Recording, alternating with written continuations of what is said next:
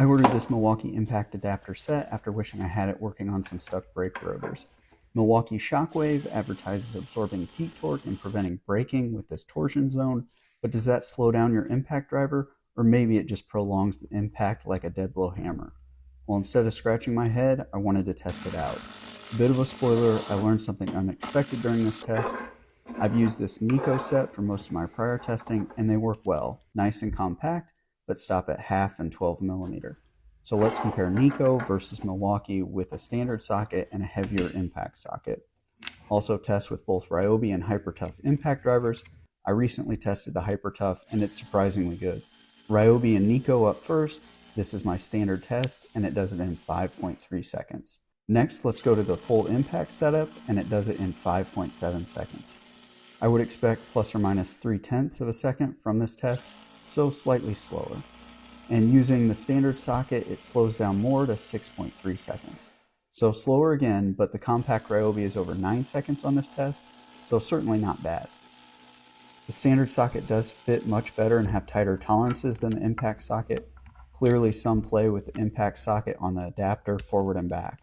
I did immediately notice with the adapters, once the bolt gets tight, the vibration increases, probably doubles at your hand. You can slightly hear a change during the video. This Neiko Nut Driver has been a workhorse through a lot of my tests. It's held up well and very affordable. I'll leave a link in the description to this test and the Milwaukee adapter set. Moving to the HyperTough with the Neiko Nut Driver, it does it in 5.5 seconds. Next, the impact setup, and it surprises me going even quicker, 4.9 seconds. But with this impact setup and the slight play front to back, every time I remove the bolt, the socket slips off. I also tested a CC impact with a loose collet, possibly Japanese or JIS standard, and during the removal, it slips as well. This is an issue I haven't had with other setups, so I learned that if you're going to be doing disassembly work like top of the engine or deck screw removal, having tightly fitting bits and adapters is important. Back to the impact with the standard socket, it slows down a bit, but slightly faster than the nut driver, 5.4 seconds. So the Ryobi is slightly slower with the adapter, but the HyperTough is slightly faster. The Ryobi is a heavier, lower RPM tool, while the HyperTough is a higher RPM and lighter impacting tool. I think there are many different factors to exact performance, like socket weight, tolerances, hammer weight, and motor speed.